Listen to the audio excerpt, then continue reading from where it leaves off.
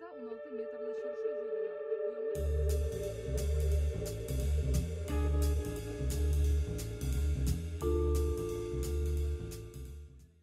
Алло. Алло, Кыш бабай. Айгүл кызым, сенме? Әйе, мин. Кыш бабай, сезгә бер үтенешем бар иде. Минем хатта язган бүләгемне алып килә аласызмы икән? Ярый булыр. 26-сынамы? Рәхмәт. Әйе.